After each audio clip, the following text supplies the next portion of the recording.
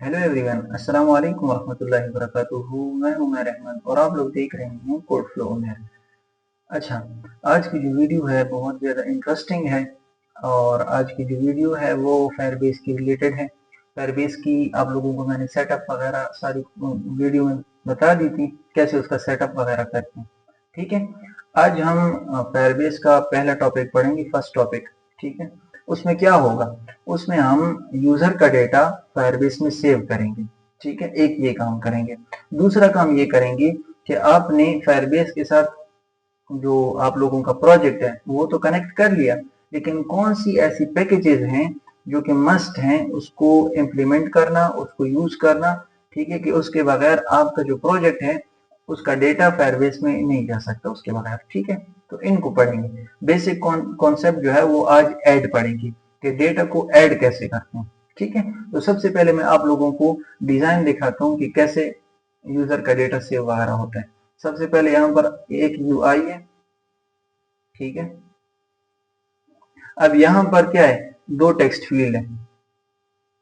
क्या है, दो टेक्स्ट फील्ड। ठीक है, एक टेक्स्ट फील्ड किस चीज का है, पासवर्ड का, और एक टेक्स्ट फील्ड किस चीज का है, ईमेल का।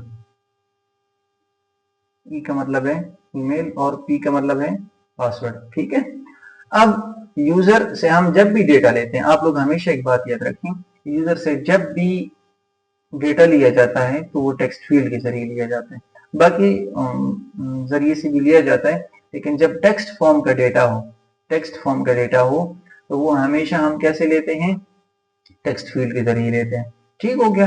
अब ये बेसिक कॉन्सेप्ट आप लोगों ने याद रखने, और हम सबसे पहले डेटा जो गेट करेंगे, यानी कि डेटा जो ऐड करेंगे, गेट नहीं सॉरी, ऐड करेंगे, तो वो हम टेक्स्ट फील्ड के जरिए यूजर से लेंगे। ठीक है, कि यूजर उसमें पुट करे, फिर हम उसको फायरबेस में पुश करेंगे। ठीक हो गया, तो इस चीज को हमने बेसिकली समझना है। तो अब ये दो टेक्स्ट फील्ड हैं, इन दोनों टेक्स्ट फील्डों का जो डेटा है वो हमने फायरबेस में लेकर जाना है। ठीक है, उनमें कितनी चीजें हमारे लिए जरूरी है। एक चीज हमारे लिए जो हम सेंड करेंगे तो वो इस बटन के जरिए होगा। ठीक है, और डेटा हम किस चीज का सेंड करेंगे, तो वो टेक्स्ट फील्ड का हो गया। और तीसरी चीज जो है वो बहुत ज्यादा जरूरी है, वो है इस स्क्रीन के अंदर जो हम मेथड लगाएंगे, जो हम मेथड लगाएंगे उस चीज को हमने बहुत ज्यादा इंपॉर्टेंस देनी है, उस चीज को हमें समझना है। अच्छा, तो यहाँ पर हम सबसे पहले क्या काम करते हैं, अपने कोड की तरफ आते हैं। ठीक है, इसमें हमें लिए एरर क्या दे रहा है, जैसे अगर आप लोगों ने प्रोजेक्ट कनेक्ट किया हो मेरी वीडियो को देखकर, तो आप लोगों के पास ये एरर आ रहा होगा। तो वो एरर बेसिकली क्या आपसे मांग रहा है, बेसिकली आपसे कुछ पैकेजेस मांग रहे हैं। आप लोग सबसे पहले यहाँ पर पब्स पैक YAML में आए, उसके बाद देखें तो आप लोगों की पैकेजेस नहीं। अब कौन कौन से पैकेजेस जरूरी हैं, तो मैं वो आप लोगों को दिखाता हूँ। सबसे पहले आप लोगों ने क्रोम खोल लेना है। अच्छा, इसके बाद आपने क्या करना है, pub डॉट dev में आ जाना है। ठीक है, उसके बाद आप लोगों ने तीन पैकेजेस इंपोर्ट करने। अच्छा, सबसे पहले पैकेज जो है वो कौन सा है, उसका फायदा क्या है वो मैं बताता हूँ, फायरबेस कोर। अच्छा, अब ये फायरबेस कोर, इस पर क्लिक कर लेंगे और इसके पैकेज जो है ये आप लोग कॉपी कर लेना। ठीक है, और अपने प्रोजेक्ट में आने के बाद ये कोपर्टिनो आइकन के नीचे बिल्कुल सेम इसी लाइन में आप लोगों ने पेस्ट कर देना है, और फिर पब गेट कर देना है। अब पब गेट करने के बाद मैंने आप लोगों को प्रीवियस वीडियो में भी सिखाया था और अभी भी बता रहा हूँ कि अगर नीचे जीरो आ जाए, एग्जैक्ट कोड जीरो आ जाए, तो इसका मतलब ये है कि आपका जो पैकेज है वो बिल्कुल सही तरह से इंप्लीमेंट हो चुका है। सही हो गया। अच्छा देखें, एग्जैक्ट जीरो कोड, यानी आपका जो जो पैकेज है ये बिल्कुल सही तरीके से ऐड हो गया। अब ये फायरबेस कोर काम क्या करते हैं, फायरबेस कोर बेसिकली क्या काम करता है कि आपकी जितनी भी बड़ी फंक्शन है, यानी कि जितनी भी पूरा फायरबेस, जितना फायरबेस है उस सारे फायरबेस को ये आपके लिए एक्सेस करवा देते हैं। क्या करते हैं, उस पूरे फायरबेस की जितनी भी मेथड्स हैं, जितनी भी ऑब्जेक्ट्स हैं, वो सारा कुछ क्या कर देता है, एक्सेस करवा देता है। ठीक है, ये फायरबेस यानी कि आप अपने फायरबेस को एक्सेस करने के लिए सबसे जो मेन पैकेज है वो है फायरबेस कोर। तो इसको बहुत लाजमी तौर पर आप लोगों ने इंप्लीमेंट करना है। उसके बाद दूसरा जो पैकेज है आप लोगों ने यहाँ पर डायरेक्ट सर्च कर लो, फायरबेस ऑथ। ठीक है, फायरबेस ऑथ, ये आप लोग सर्च कर लें। और इसके बाद ये देखें सबसे पहला पैकेज आएगा, इसको कॉपी कर लीजिएगा और उसके बाद आप लोग इसको यहाँ पर नीचे आने के बाद इम्प्लीमेंट कर दो और फिर दोबारा अपडेट कर देना। अब ये भी उसी तरह एग्जैक्ट 0 कोड देगा, ठीक है, तो इसका मतलब है सही हो गया। अच्छा, इसके बाद अब फायरबेस ऑथ क्या काम करते हैं, ठीक है, ये भी जानने की बात है। फायरबेस ऑथ से हमें पता चल रहा है कि ऑथेंटिकेशन के लिए काम कर रहा है। फायरबेस के अंदर जब हम ऑथेंटिकेशन करेंगे, फायरबेस के अंदर हम जब क्या करेंगे, ऑथेंटिकेशन करेंगे, तो हमारे लिए फायरबेस ऑथ जरूरी है। ऑथेंटिकेशन की जो साइड है, जो उस जगह पर स्पेस है जो हम उसको एक्सेस करेंगे, तो वो एक्सेस जो हमें हमारे प्रोजेक्ट में देगा फायरबेस ऑथेंटिकेशन का, तो फायरबेस ऑथ ये पैकेज हमें देगा, ठीक है, तो ये भी बहुत मस्त है।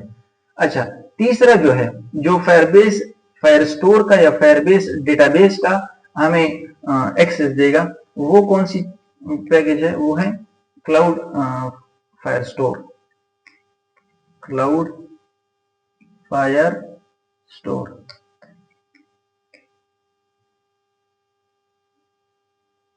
ठीक हो गया, ये वाला पैकेज है क्लाउड फायरस्टोर।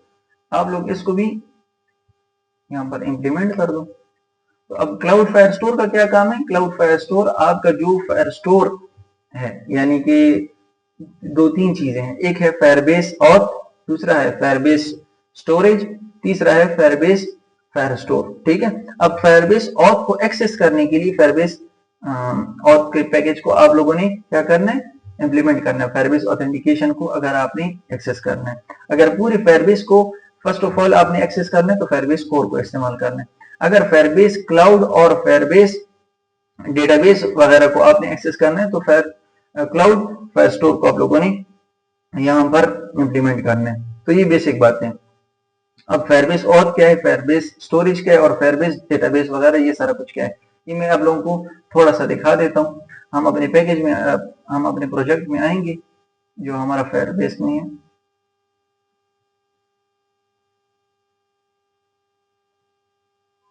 अच्छा,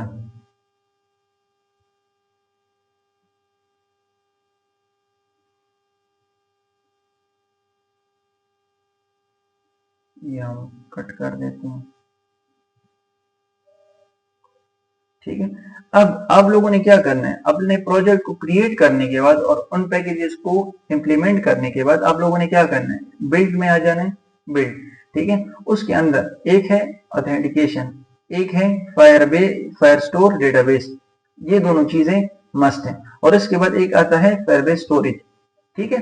अब ये जो है ये पेड है, तो इसकी बजाय मैं आप लोगों को एक और वेबसाइट बताऊंगा स्टोरेज के बारे में, वो मैं आप लोगों को इंशाल्लाह करवाऊंगा। तो फिलहाल जो हम अब करवा रहे हैं वो है ऑथेंटिकेशन और दूसरा है फायरबेस डेटाबेस, फायरस्टोर डेटाबेस, ये दोनों करवाना है। तो सबसे पहले हम फायरस्टोर डेटाबेस के अंदर काम करेंगे। तो आप इसको क्लिक कर लो, ठीक है, इसकी सेटअप है थोड़ी सी, तो उसको करने के बाद इसको हम एक्सेस कर लेंगे।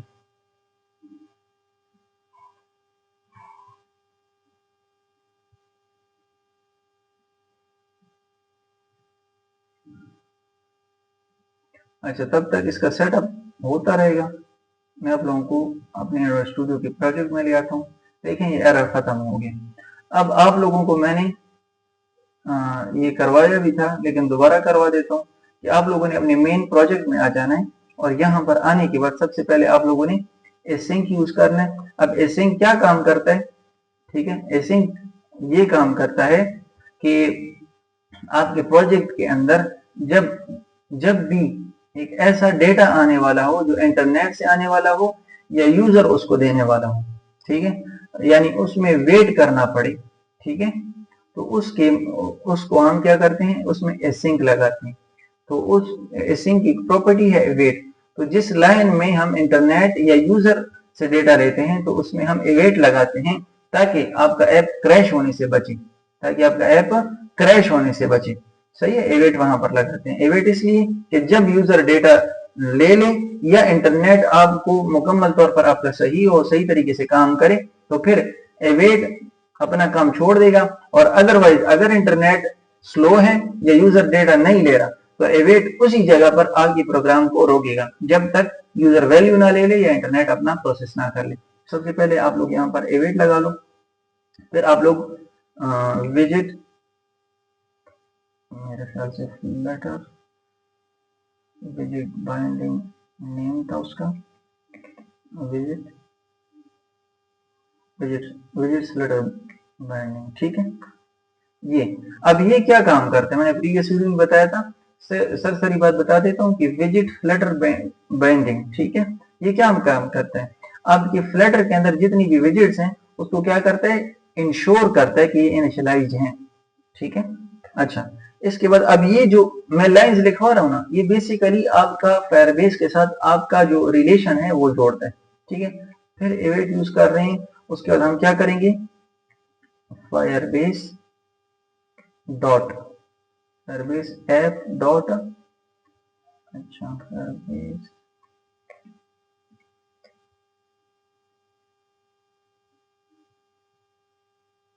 अच्छा ये फायरबेस,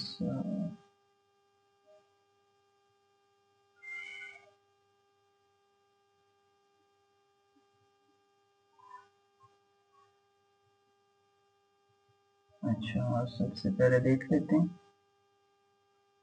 फायरबेस ऐप होना तो चाहिए था मगर ये एक्सेस क्यों नहीं कर रहा, फायरबेस,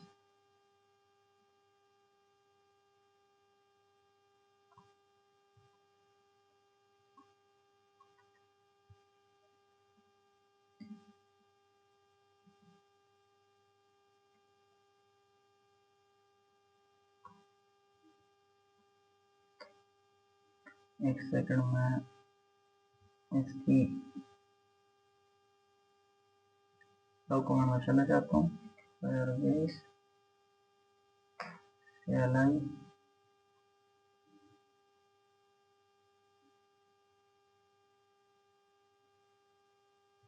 चले जाने के बाद हम यहाँ पर इसकी देख लेंगे,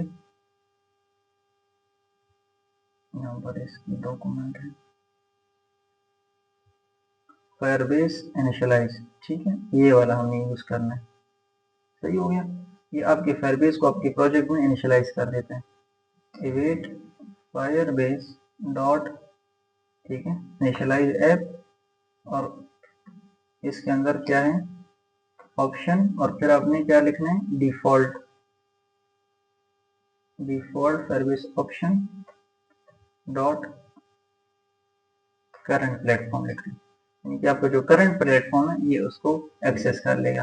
आप लोग ने जिस चीज में क्रिएट किया है एंड्रॉयड में, iOS में, तो आप लोग उसको भी सेलेक्ट कर सकते हैं, यहाँ पर मैं एंड्रॉयड भी सेलेक्ट कर सकता हूँ और करंट प्लेटफॉर्म भी, ठीक है, तो आप लोगों को जो भी आसान लगे, ठीक है। अब ये लाइन क्या काम करते हैं, ऊपर वाला मैंने समझा दिया, ये लाइन क्या काम करते हैं, ये लाइन ये काम करता है कि आपका जो फायर बेस है, ठीक है, उसको इनिशियलाइज करता है आपकी ऐप के साथ, क्या करता है, आपकी ऐप के साथ, कौन सा ऐप, जो करंट प्लेटफॉर्म में, ठीक है, उस प्रोजेक्ट को फायरबेस के साथ क्या कर देता है, कनेक्ट कर देता है, और इनिशियलाइज ऐप यानी आपकी ऐप को इनिशियलाइज कर देता है, ठीक है, फायरबेस के साथ। मेन बात क्या है कि जोड़ देता है आपकी प्रोजेक्ट को फायरबेस के साथ, एक्सेस कर देते हैं, यानी आपका अगर एंड्रॉइड ऐप है, प्रोजेक्ट है, तो उसकी एक्सेस फायरबेस के साथ हो जाती है और फिर ये काम करते हैं।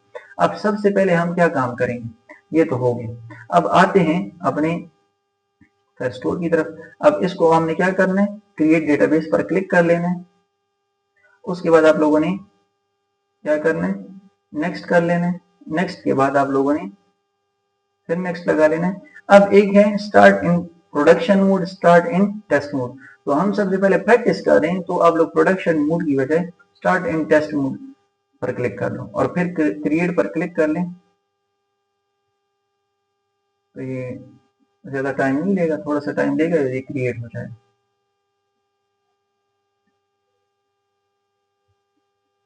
यहाँ पर आप लोगों के सामने इंशाल्लाह रोड मैप भी शेयर होगा कि हम क्या क्या पढ़ रहे हैं, सेटअप कर लिया था फिर इसमें ऐड का टॉपिक आज हम पढ़ेंगे, ठीक है, इतना आप लोगों को पता हो।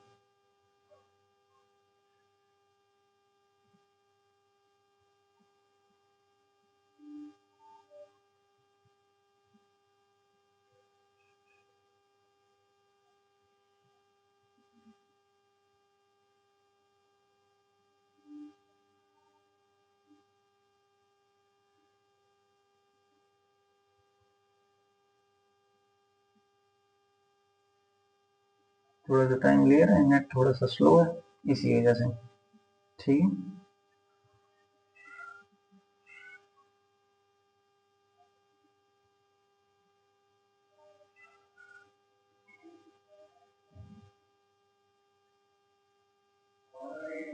अच्छा तो ये हो रहा है, बस तकरीबन हो चुका है। ठीक है, आप लोगों का ये जो डेटाबेस है, यानी जहां पर हम टेक्स्ट का डेटा है यूजर का, वो जहां पर सेव करते हैं, जहां पर हम ऐड करेंगे अभी, ठीक है, तो वो यहाँ पर सेव करेंगे। अब ये लोड हो रहा है, जैसे ही लोड हो जाए तो फिर मैं आप लोगों को दिखाता हूँ।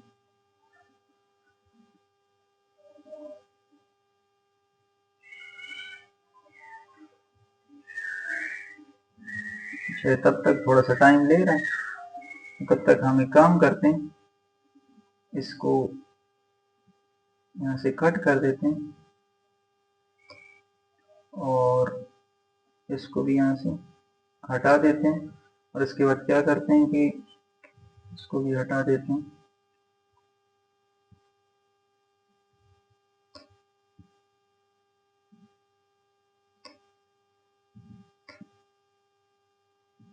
यहाँ पर हम एक दूसरी क्लास ले लेंगे, बल्कि एक फाइल ले लो डायरेक्टली, उसमें आप दे दो फायरबेस टॉपिक्स। ठीक है, तो यहाँ पर हम सबसे पहले जो टॉपिक है वो है ऐड, तो हम कह देंगे ऐड स्क्रीन। यहाँ पर आप लोग पैकेज दे दो, इंपोर्ट मटेरियल डॉट स्टेटफुल और फिर ऐड स्क्रीन। सही है, इसको उठाने के बाद आप लोग यहाँ पर इंक्रीमेंट कर दो और इसका पैकेज इंपोर्ट कर दो। तब तक हम इसको रन करते हैं, ये रन हो जाएगा, फिर आगे मैं आप लोगों को मेथड वगैरह समझाता हूँ। ये दोबारा ट्राई करते हैं।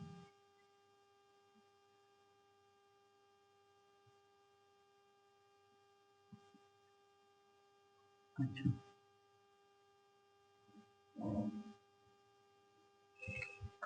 और इसके अलावा आप लोगों से ये बात शेयर करनी थी, अगर आप लोगों को मेरी वीडियो अच्छी लगती है तो काइंडली मेरे चैनल को लाजमी सब्सक्राइब करें, लाजमी लाजमी लाजमी सब्सक्राइब करें और अपने दोस्तों के साथ शेयर करें। और इसके अलावा मेरी मेरी वीडियो जो है उनको ज़रूर लाइक करें, मेरे चैनल को सब्सक्राइब करें और लाजमन कमेंट करें। ठीक है, आप लोगों को समझ आ रही है यानी मेरे टॉपिक्स ठीक हुए।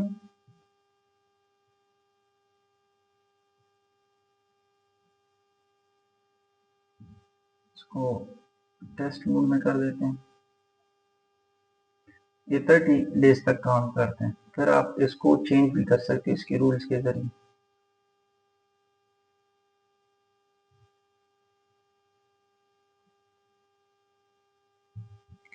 ठीक है, ये हो चुका है अब। ठीक, अब आपका डेटाबेस जो है फायरस्टोर डेटाबेस क्रिएट हो चुका है। अब इसमें जो डेटा आएगा वो कैसे आएगा, सबसे पहले उस बात को समझें।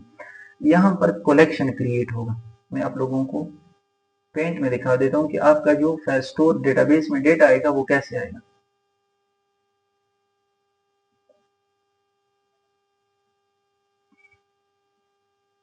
मैं आप लोगों को समझाता हूँ।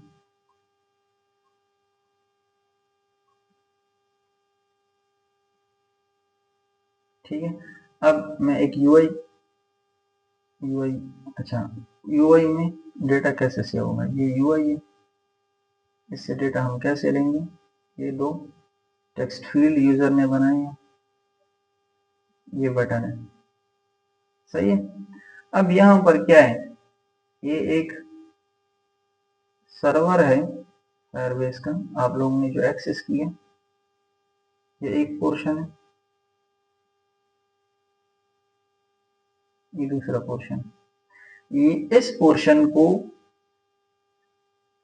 हम किस डेटा की पोर्शन, किस डेटा का पोर्शन कहेंगे, कलेक्शन डेटा। ठीक है, यानी आपका जो डेटा आएगा फर्स्ट ऑफ ऑल हम किस चीज में सेव करेंगे, कलेक्शन में सेव करेंगे। ठीक है, आप इसको सी से ताबीर दे दो या इसको सी से पहचानो। उसके बाद कलेक्शन के अंदर, ठीक है, हम क्या करेंगे, डॉक्यूमेंट्स बनाएंगे। आपका डेटा जो आएगा वो डॉक्यूमेंट्स के शेप में आएगा, सही है। अच्छा, डॉक्यूमेंट्स के शेप में आने के बाद आप इसको डी लिख दो डॉक्यूमेंट के शेप में। फिर हर एक डॉक्यूमेंट का, ठीक है, पहले एक क्या होता था, कलेक्शन होता था, फिर उस कलेक्शन के अंदर मल्टीपल डॉक्यूमेंट्स बनते थे, ठीक है। हर एक कलेक्शन के अंदर मल्टीपल डॉक्यूमेंट्स होते हैं, सही है, एक भी होता है, एक से ज्यादा भी बन सकते हैं। फिर हर एक डॉक्यूमेंट के अंदर मल्टीपल डेटा होता है या सिंगल डेटा हो सकता है, आप लोग जितना भी लेना चाहो, ठीक है। तो इस पोर्शन को क्या कहते हैं, आप लोग इसको डेटा का पोर्शन भी कह सकते हो या जेसन डेटा भी कह सकते हो या मैप का डेटा भी कह सकते हो, की और मैप के जरिए डेटा इसमें आते हैं, ठीक है। अच्छा, दोबारा से थोड़ा सा मैं करवा देता हूं, चले, ये इजी है बहुत ज्यादा। सबसे पहले क्या है कि आप लोगों का जो डेटा है, आप लोगों का डेटा है, इसको ऐसे समझो। सबसे पहले जब फायरस्टोर डेटाबेस में डेटा जाता है तो हम सबसे पहले क्या काम करते हैं, कलेक्शन बनाते हैं, ठीक है। फिर उस कलेक्शन, उस एक कलेक्शन के अंदर मल्टीपल डॉक्यूमेंट्स बन सकते हैं। अब डॉक्यूमेंट्स अगर हमने एक बना लिया तो उस एक डॉक्यूमेंट के अंदर मल्टीपल डेटा सेव होता है, ठीक है।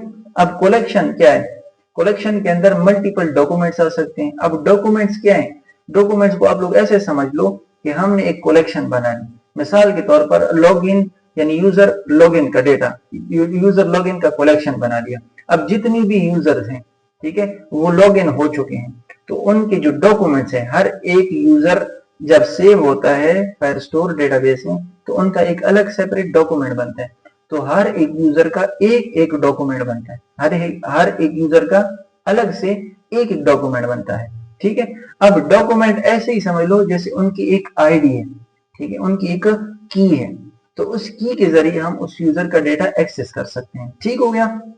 अब उस डॉक्यूमेंट के अंदर फिर क्या होता है, यूजर का, उस लॉगिन यूजर का डेटा होता है, जितना भी उसका की और वैल्यू के फॉर्म में डेटा होगा, यानी कि जितना भी हम डेटा हमने ऐड किया होगा यूजर का, वो सारा का सारा किस फॉर्म में सेव हुआ होगा, की और वैल्यू के फॉर्म में सेव हुआ होगा, ठीक हो गया। इतना आप लोगों को समझ आ गया। ये एरर दे रहा है, इसको सेट कर लेते हैं।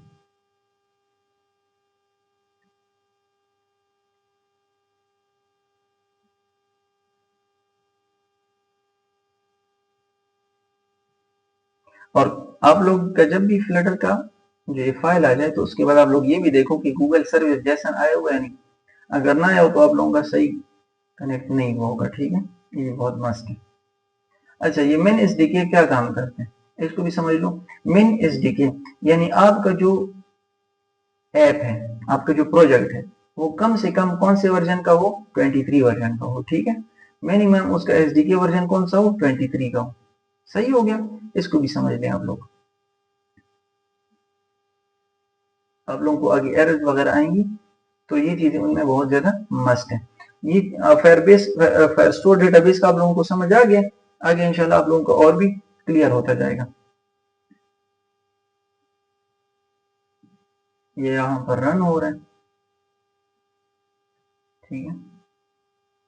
ये हमें क्या बता रहे हैं, ये बता रहे हैं कि आपका जो एनडीके वर्जन है ये 27 होना चाहिए, लेकिन अगर 27 ना भी वो काम करते हैं फिर आगे हम इसको सही कर लेंगे, ठीक है, ये कोई इशू की बात नहीं है फिलहाल।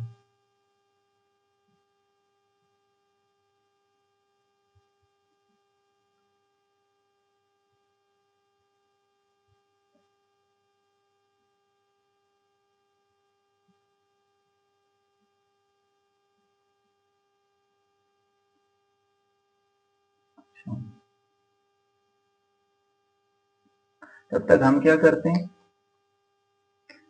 हम दो टेक्स्ट फील्ड ले लेते हैं यूजर के लिए, स्कैफोल्ड के अंदर बॉडी के अंदर कॉलन, ठीक है, कॉलन के अंदर हम क्या ले लेंगे, एक साइज बॉक्स ले लो ताकि उसको जरा सेंटर में कर सकें, हाइट दे दो उसको 200 और अब टेक्स्ट फील्ड ले लो,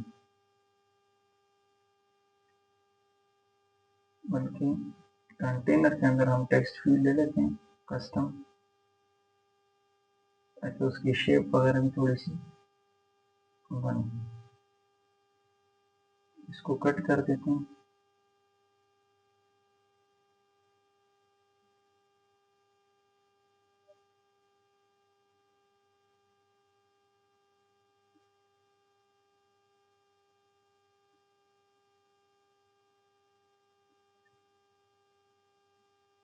अच्छा, तो यहाँ पर हम क्या करेंगे, सबसे पहले हम कंटेनर को ले लेंगे, कंटेनर, और उसको हाइट दे देंगे 60 और उसको विड्थ दे देंगे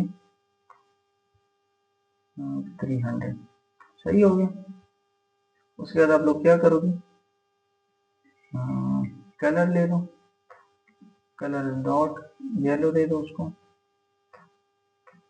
फिर चाइल्ड ले लो, चाइल्ड के बाद टेक्स्ट फ्रॉम फील्ड। मैंने आप लोगों को ये सारा कुछ सिखाया हुआ इसलिए मैं जल्दी कर रहा हूँ इसको।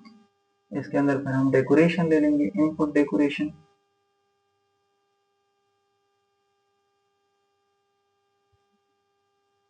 अच्छा, इनपुट डेकोरेशन के बाद हम क्या करेंगे, लेबल टेक्स्ट ले लेंगे, लेबल टेक्स्ट हम यहाँ पर इसको दे देंगे लॉगिन। सही है। और इसके जो चलो बॉर्डर भी होंगे, सही होगा। थोड़ा सा टाइम ले रहा है क्योंकि ग्रेडल अपग्रेड हो रहा है। सही है, ज़्यादा टाइम नहीं लेगा। अच्छा, ये हमने एक क्या बना लिया है, कंटेनर बना लिया है, और उसके अंदर हमने एक टेक्स्ट फॉर्म फील्ड ले लिए। अच्छा, एक टेक्स्ट फॉर्म फील्ड दोबारा कॉपी कर लेंगे, यहाँ पर बीच में हम साइज बॉक्स दे देंगे,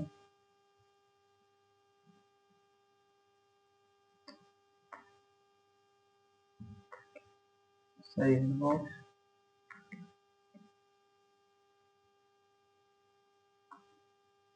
30। आप लोगों को वैलिडेशन वगैरह मैंने सिखाई थी शायद, ठीक है। तो यहाँ पर आप लोग वैलिडेशन वगैरह भी कर सकते हो। मैं जस्ट टॉपिक्स समझा रहा हूँ ताकि आप लोगों को सर्विस की समझ आए, ठीक है। यहाँ पर इसको मैं दे दूंगा पासवर्ड, यहाँ पर हम क्या दे देंगे, ईमेल। सही है। और यहाँ पर एफ बार में दे दूंगा मैं, ये किस चीज़ का स्क्रीन है, टाइटल के अंदर टेक्स्ट, और लॉगिन यहाँ पर इसको दे देंगे add data screen, add data in Firebase 3। ठीक है। अब जब भी यूजर इसमें डेटा पुट करेगा तो अब वो सेव कहाँ पर होगा, वो सेव कहाँ पर होगा, ठीक है। मैंने वो समझाया भी था, तो सिंपल आप लोगों को मैं दोबारा बता दूं, डेटा कहाँ पर सेव होगा, कंट्रोलर में। ठीक है, कहाँ पर सेव होगा, कंट्रोलर में। तो हमने कंट्रोलर बनाना है, एक है ईमेल कंट्रोलर। अब जो नाम हमने लेबल टेक्स्ट को दिया हो तो कोशिश करो वही कंट्रोलर, और उसी नाम से कंट्रोलर बनाओ, ईमेल कंट्रोलर। ठीक है, एडिटिंग कंट्रोलर,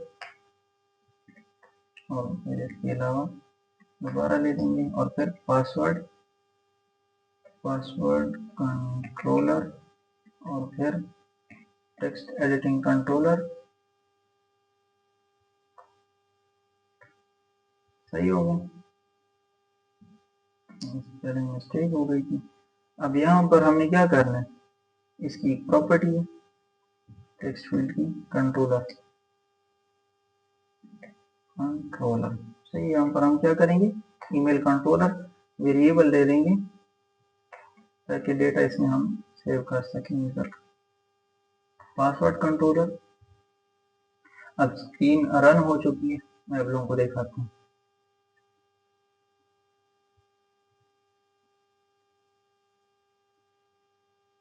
प्रोजेक्ट को हाइड कर देते हैं,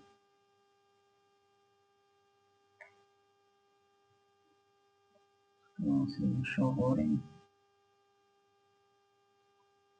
ठीक है, ये रन हो चुकी है, दोबारा हम इसको, सही है, ये आप लोगों के सामने स्क्रीन शो हो चुकी है। अब इसको हम सबसे पहले कोशिश करो कि आप लोग क्रॉस एक्सेस अलाइनमेंट लो और उसको स्टार्ट में करें। ठीक है। दूसरी बात, तो आप लोग इसको सेंटर में ले आए, डायरेक्ट आप इसको सेंटर में ला सकते हो।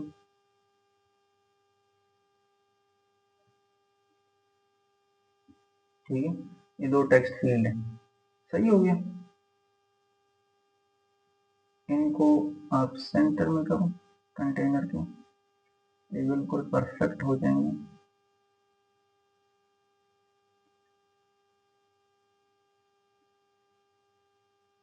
अच्छा, अब क्या करेंगे इसके बाद, अब इनके अंदर, अब देखो इनके अंदर डेटा तो आ रहे हैं, ठीक है, यूजर पुट कर सक रहे हैं, ठीक है। अब बात क्या है, यहाँ पर एक बटन भी ले लेंगे, तो मैं समझाता हूँ। बटन, हम एलिवेटेड बटन ले लेते हैं, एलिवेटेड बटन, ठीक है, ऑन प्रेस्ड, और उसके बाद हम, सॉरी ये गलती हो गई, टेक्स्ट, और इसमें ले लेंगे लॉग ऐड डेटा, नेम दे देंगे एलिवेटेड बटन, ठीक है, साइज बॉक्स इसको दे दिया और हाइट दे देंगे। बटन नजर आ रहा है आप लोगों को, ये क्लिकेबल है, देखें ये क्लिक हो रहा है, सही हो गया। अच्छा, इसके बाद हम क्या करेंगे, अब यहाँ का जो डेटा है, जो यूजर यहाँ पर डेटा, मिसाल के तौर पर जैसे उमेर, अभी एरर क्यों दे रहे हैं, सिंपल है, आप लोग कॉलन को सिंगल चाइल्ड स्कूल व्यू में बंद करो, तो ओवरफ्लो दे रहे हैं और कोई इशू नहीं है, तो ये एरर खत्म हो जाएगा, ठीक है, खत्म हो गया। जैसे मैंने ईमेल में umer@gmail.com, सही है, यहाँ पर मैंने पासवर्ड में दे दिया 1 2 3 4 5 6 7।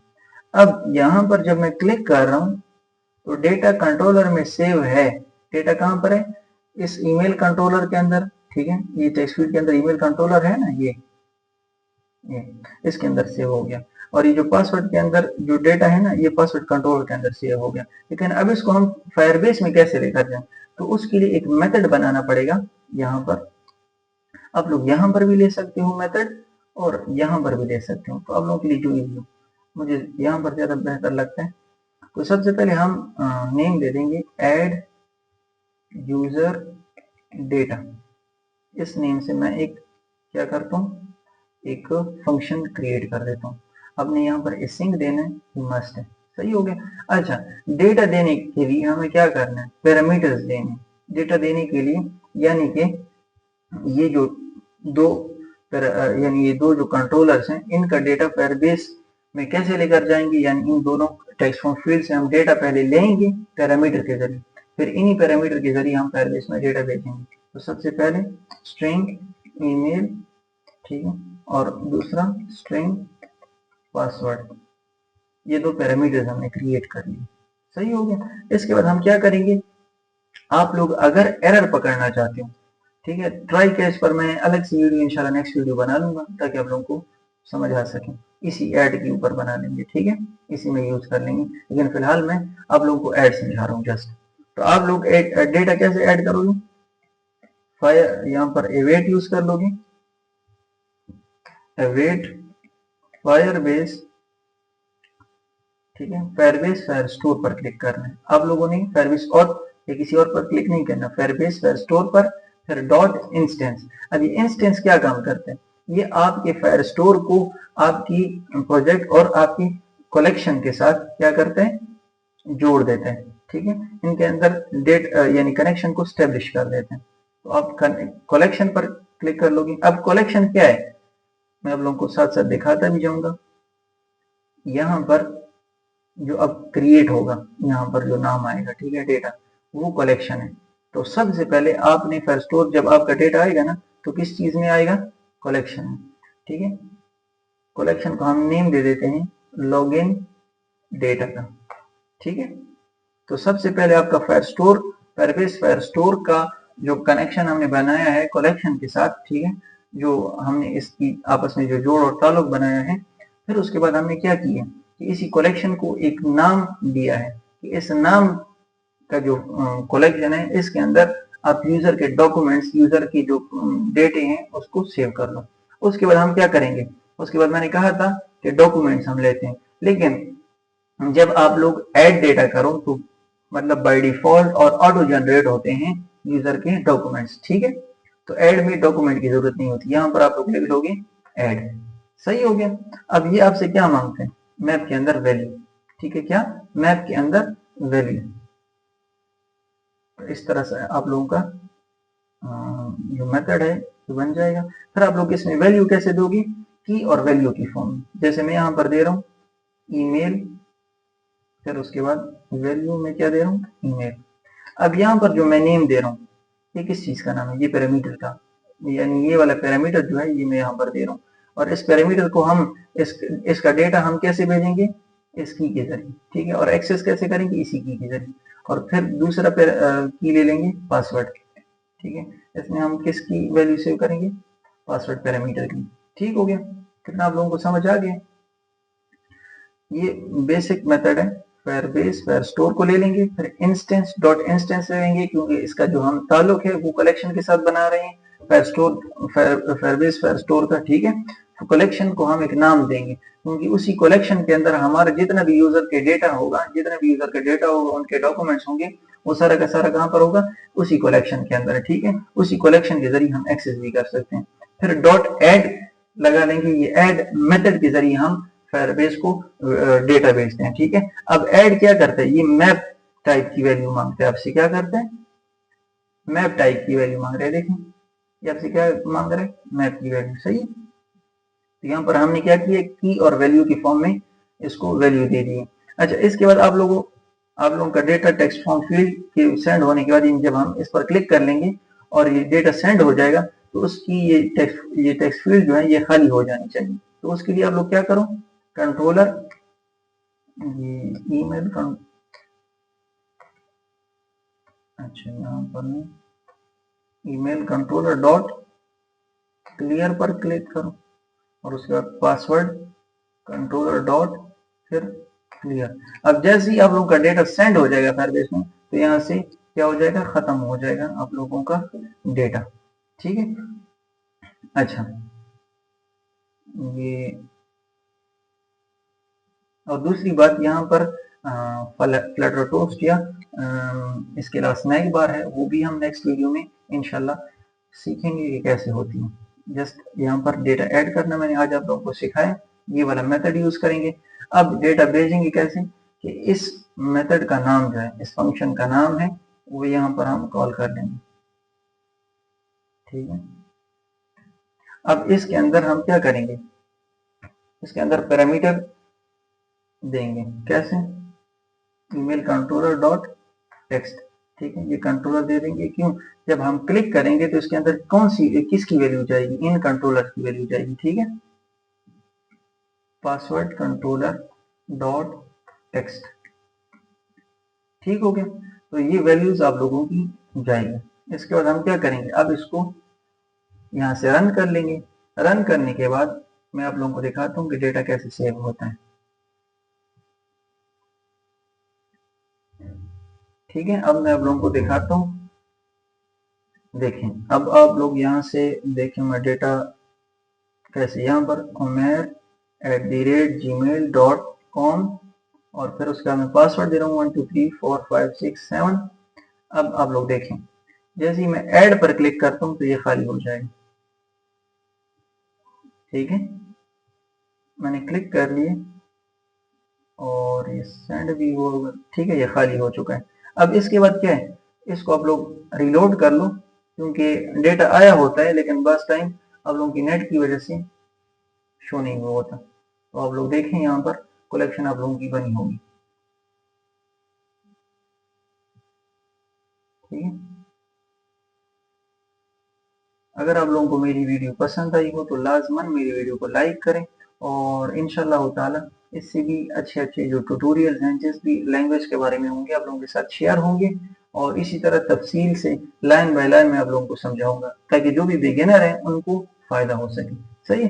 और मेरे चैनल को लाजमी सब्सक्राइब करें, काइंडली सब्सक्राइब माई चैनल, सही हो गया। और अपने दोस्तों के साथ लाजमी शेयर करें। ये देखिए कलेक्शन बन चुकी है। क्या बन चुकी है? कलेक्शन बन चुकी है। उस कलेक्शन के अंदर फिर क्या है? ये है डॉक्यूमेंट आईडी। ये क्या है? Document ID. ये डॉक्यूमेंट बन चुका है, ठीक है, और ये उस डॉक्यूमेंट की आईडी है। सही हो गया। अब उस डॉक्यूमेंट की आईडी के अंदर उस यूजर का एक यानी कि एक यूजर अभी तक बना हुआ है, ठीक है, एक यूजर लॉग इन हुआ है आपके फायरबेस में, और उस फायरबेस में उस यूजर जो है वो डॉक्यूमेंट जो सेव हुआ है, तो उसकी जो वैल्यू है किस फॉर्म में सेव हुई है? की और वैल्यू की फॉर्म में उसका डेटा आ चुका है। अब आप लोगों को नजर आ चुका है। इस तरह से आप लोगों का जो ऐड का जो मेथड है वो काम करता है। सही है, ये आप लोग देखें, आप लोग स्क्रीनशॉट भी ले सकते हैं। अच्छा, आज की जो वीडियो अगर आप लोगों को पसंद आई हो तो लाजमी लाइक करें, मेरे चैनल को सब्सक्राइब करें। जज़ाकल्लाहु खैर। उम्मीद है आप लोगों को पसंद आई होगी। इंशाल्लाह नेक्स्ट वीडियो में एक नए टॉपिक के साथ फायरबेस के रिलेटेड हम हाजिर होंगे। जज़ाकल्लाहु खैर। अस्सलामु अलैकुम वरहमतुल्लाहि वबरकातुहू।